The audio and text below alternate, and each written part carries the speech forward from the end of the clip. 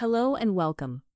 In this video, I'll show you how to create and publish documents for your community, and then how to share those documents using the Witlingo platform.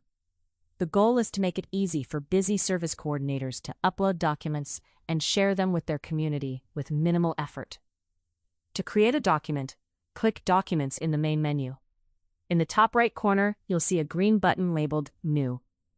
Below, you'll see a list of all previously created documents. Each row shows the document title, the community it is associated with, and two buttons, one for editing and one for deleting. To create a document, click the green New button. The first field is the community.